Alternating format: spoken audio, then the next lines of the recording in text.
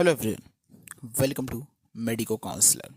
आज के इस वीडियो में एक इम्पॉर्टेंट डिस्कशन करूंगा एमसीसी एंड स्टेट काउंसलिंग दोनों के रिगार्डिंग। सबसे पहले मैं वीडियो में कहना चाहूँगा कि ये वीडियो में जितना भी मैं आपके साथ पॉइंट्स शेयर करूँगा, ये मेरे सोचने की कुछ इस प्रकार से अगर काउंसलिंग होती है, अगर ये रूल्स चेंजेस होते तो सीट ब्लॉकिंग नहीं हुई होती और काफ़ी सारे बच्चों को कॉलेज मिला होता। मेरे खुद के कुछ पर्सनल ओपिनियन है, आप में से काफ़ी सारे स्टूडेंट्स इन चीज़ों से यहाँ पे एग्री कर सकते हैं और काफ़ी सारे इन चीज़ों से एग्री नहीं कर सकते हैं। तो आप अपनी राय कमेंट में लिख सकते हैं कि आपको मेरे पॉइंट्स वैलिड लगे या फिर ये मेरे पॉइंट्स आपको वैलिड नहीं लगे। क्योंकि यहाँ पे आप देखें तो 4 राउंड की काउंसलिंग कंप्लीट हो चुकी है, 4 राउंड की काउंसलिंग कंप्लीट हो चुकी है एमसीसी की, एंड सेम स्टेट में ही हो चुकी है। 29 को मोस्टली यहाँ पे सब आपका रिजल्ट वगैरह स्टेट के स्टेट के भी आने लगेंगे। लास्ट ईयर के कंपैरिजन में देखें तो इस बार आपकी ऑल इंडिया कोटा की जो सीट्स थी वो काफ़ी ज़्यादा थी। आपकी 1000 प्लस का अगर आप देखें तो मार्जिन आपको ओवरऑल सीट्स का आपको देखने को मिलेगा। लेकिन कट ऑफ में जो चेंजेस हैं वो लास्ट ईयर के कंपैरिजन में उतने चेंजेस आपको देखने को नहीं मिले। मैंने अपनी प्रीवियसली वीडियो में आपको मॉर्निंग में अपडेट दिया था। ऐसा आखिर हुआ क्या कि जिस वजह से सीट इतनी ब्लॉक हुई और काउंसलिंग में कट ऑफ उतना नहीं गया। देखिए, काउंसलिंग नॉर्मली आपका जिस हिसाब से सीट इंक्रीज़ हुई थी 24,000 रैंक पे जो स्टूडेंट था, मैं 25,000 रैंक तक जा ही नहीं रहा हूँ, मैं 24,000 रैंक पे जो स्टूडेंट था वो बिल्कुल सीट डिज़र्व करता था। अगर किसी यूपी के मैं स्टूडेंट की बात करूँ, मुझे करंटली अभी यूपी का डेटा याद है, तो जो राउंड 1 में यूपी में कट ऑफ टच हुई थी वो कट ऑफ कभी भी वापस से यूपी में टच नहीं हुई है। ओके, और काफ़ी सारी चीज़ें में देखिए, कुछ स्टूडेंट्स ये अगर कई सारे स्टूडेंट्स को मैं देख रहा हूँ, कई जगह मैं लोगों को देख रहा हूँ, लोग कह रहे हैं कि राउंड 3 में जिन बच्चों को, जिस हाई रैंक पे बच्चों को यहाँ पे साउथ में कॉलेजेस का अलॉटमेंट हुआ है, राउंड 4 में काफ़ी सारे बच्चों को यहाँ पे उससे कम रैंक में, लो रैंक पे नॉर्थ में कॉलेज का अलॉटमेंट हो गया। तो मैं इस चीज़ में मैं इतना कहना चाहूँगा कि बच्चों ने रिस्क लिया है। जो राउंड 4 पे जो बच्चे थे, जो 16,000 रैंक का बच्चा था, जो 19,000 रैंक का बच्चा था, जिसको अब यहाँ पे नॉर्थ में एक अच्छा कॉलेज मिला है, तो उसने रिस्क लिया, उसने काउंसलिंग में रिस्क लिया। अभी इस चीज़ पे बात करने के पहले मैं आपको काउंसलिंग अथॉरिटीज़ की क्या मिस्टेक रही है मैं उन पे बात करूँगा। और मैं एक चीज़ कहना चाहूँगा कि स्टूडेंट्स को एटलीस्ट आपस में आपको यूनिटी रखनी चाहिए। सबसे पहली बात मैं इस वीडियो में हाईलाइट करूंगा कि अगर आप में से जो भी स्टूडेंट्स यहाँ पे कह रहे हैं कि बिहार के स्टूडेंट्स की वजह से जो है वो यहाँ पे कट ऑफ हाई गई है, तो इसमें स्टूडेंट्स की कोई भी मिस्टेक यहाँ पे मैं नहीं मानता हूँ। डायरेक्टली अगर काउंसलिंग प्रोसेस सही से चलता, काउंसलिंग देखिए बिहार के स्टूडेंट खुद सफ़र करिए, काउंसलिंग पूरी प्रोसेस काउंसलिंग में बिहार के स्टूडेंट खुद से सफ़र किए। तो बिहार के स्टूडेंट को मैं डायरेक्टली मैं नहीं कहूँगा कि बिहार के स्टूडेंट्स की गलती है, बिल्कुल नहीं कहूँगा, क्योंकि वो खुद से सफ़र किए हैं और यहाँ पर मिस्टेक काउंसलिंग अथॉरिटीज़ की है। देखिए, सबसे पहली बात यहाँ पे ये होनी चाहिए कि जो राउंड 3 है और राउंड 4 है, कोशिश यहाँ पे एमसीसी की ये रहनी चाहिए कि यहाँ पे कम से कम जो है वो यहाँ पे सीट ब्लॉकिंग हो, कम से कम एक यहाँ पे सीट ब्लॉकिंग हो। इन राउंड का शेड्यूल मेरे ख्याल से पहले से रिलीज़ नहीं होना चाहिए। ये राउंड आपके स्टेट के पैरेलली बिल्कुल नहीं चलने चाहिए, बिल्कुल स्टेट के पैरेलली ये राउंड इसलिए नहीं चलने चाहिए क्योंकि यहाँ पे अगर स्टेट में भी काउंसलिंग चल रही है और ऑल इंडिया की भी काउंसलिंग चल रही है, और आपने जिस हिसाब से रूल्स इस बार बनाए थे कि बच्चे ऑल इंडिया में राउंड 3 में रजिस्ट्रेशन कर सकते हैं, जो बच्चे पहले कॉलेज मिल चुका है वो लीव कर चुके हैं कॉलेज, तो फिर से वो यहाँ पे आ सकते हैं, बच्चे अपग्रेडेशन भी करवा सकते हैं राउंड 3 में। तो ये जो रूल्स थे, इसकी वजह से सीट ब्लॉकिंग बिल्कुल यहाँ पे हुई है, और ये रूल जो है वो एमसीसी के राउंड पैरेलली चल रहे थे। केवल बिहार की वजह से अगर आप कहें सीट ब्लॉकिंग हुई है तो नो, और भी स्टेट की वजह से सीट ब्लॉकिंग यहाँ पे हुई है। कई सारे स्टेट ऐसे हैं जिनके रूल्स बिल्कुल क्लियर नहीं थे कि एमसीसी के राउंड 3 में अगर कॉलेज का अलॉटमेंट हो जाता है तो वो बच्चे स्टेट के मॉपअप में एलिजिबल होंगे या फिर नहीं होंगे। कई सारे स्टेट यहाँ पे इस चीज़ की परमिशन देते हैं और कई सारे स्टेट यहाँ पे परमिशन नहीं देते। यूपी में अगर आप देखें तो बिल्कुल केस अलग रहा, उन्होंने अलॉटेड लिखा, एक सिंपल टर्मिनोलॉजी बिल्कुल यूज़ नहीं की गई। आप डायरेक्टली वहाँ पर लिखते अलॉटेड, अगर आपने लिखा है तो फिर भी उनको एलिजिबल किया गया है। तो ये सारी की सारी चीज़ें यहाँ पे हैं। तो हर एक पॉइंट पे अगर आप देखें तो काउंसलिंग अथॉरिटीज़ की हर एक स्टेट में कोई ना कोई मिस्टेक निकल के आई है। एमसीसी को डायरेक्टली राउंड 1 एंड राउंड 2 आप स्टेट के पैरेलली चला सकते हैं, और मेरे ख्याल से राउंड 3 के बाद मोस्टली फोकस होना चाहिए होता है कि जो लो रैंक पे जो बच्चे अब रह गए हैं, क्योंकि अगर राउंड जो 15,000 16,000 पे जो बच्चे हैं उनको 4 राउंड पहले से ही मिल चुके हैं, वो 4 राउंड में डिसाइड कर सकते हैं। जो 16,000 15,000 10,000 तक जो बच्चे हैं वो इजीली डिसाइड कर सकते हैं कि उनको राउंड 1 में all India, round 2 all India, state quota round 1 और स्टेट कोटा राउंड 2 में कॉलेज कहाँ से कॉलेज चाहिए।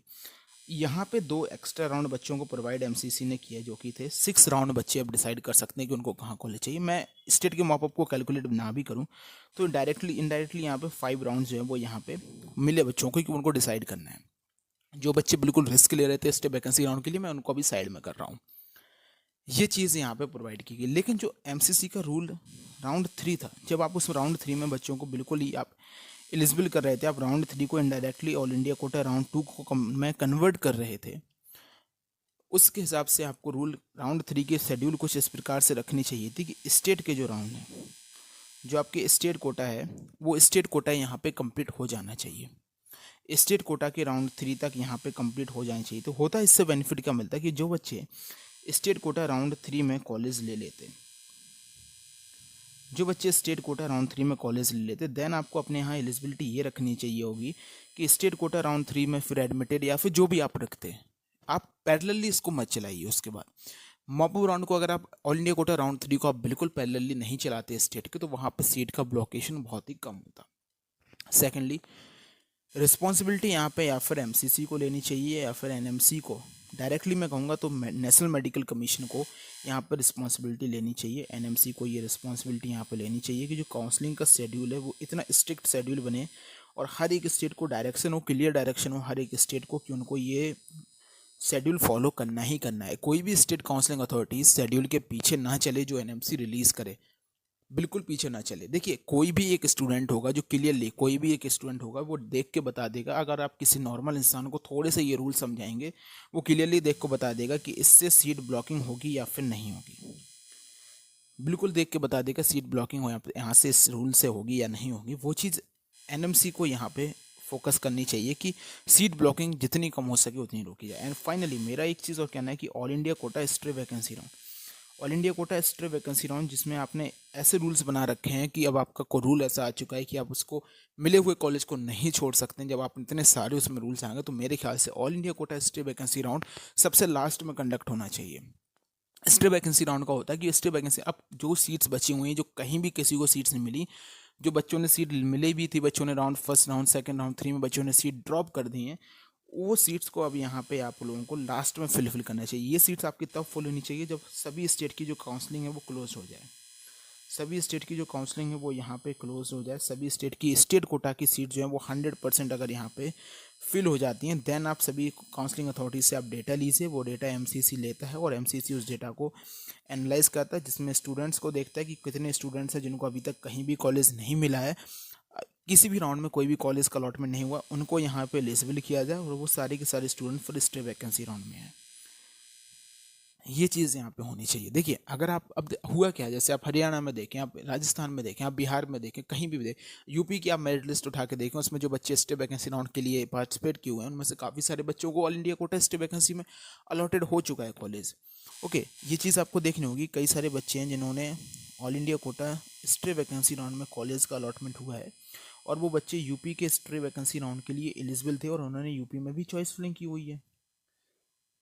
अब यूपी का अलॉटमेंट जो है वो 29 को आने वाला है, तो क्या जो 29 को जो अलॉटमेंट यूपी का आ रहा है, तब क्वेश्चन यहाँ पे ये अराइज होता है कि यूपी में उन बच्चों को बाहर किया जाएगा क्या जिनको all India stay vacancy round से अलॉटमेंट मिल चुका है। अगर आप इससे इनको बाहर करते तो स्टेट की जो कट ऑफ है उस पर इफेक्ट पड़ेगा। आप इनको बाहर कर देते हैं तो ऑल इंडिया कोटा में चला जाएगा और स्टेट की कट ऑफ पे अटक पड़े। अगर आप इनको बाहर नहीं करते तो फिर इन बच्चों को फिर से एक चॉइस मिल जाएगी कि इनको कहाँ से कॉलेज लेना है। अगर वो बच्चे स्टेट का मिला हुआ कॉलेज लेते हैं तो ऑल इंडिया कोटा में सीट जो है वो वैकेंट आएंगे, फिर आपको एक और राउंड स्पेशल राउंड कंडक्ट कराना पड़ेगा। काउंसलिंग प्रोसेस को आपने इतना हैक्टिक बना दिया, काउंसलिंग प्रोसेस को आपने इतना रूल्स के चक्कर में आपने थोड़ा सा स्टेट काउंसलिंग अथॉरिटीज़ और एमसीसी अगर रेगुलरली एक दूसरे को साथ डेटा शेयर करते रहते, रेगुलरली एक दूसरे के साथ यहाँ पे टच में रहते और रेगुलरली एक दूसरे के साथ डेटा शेयर करते, तो काउंसलिंग प्रोसेस में इतना आपको कहें तो इतना ब्लंडर आपको देखने को नहीं मिलता। ये चीज़ यहाँ पे होती। तो ये सारी की सारी चीज़ों को मेरे ख्याल से एमसीसी को फोकस करना चाहिए।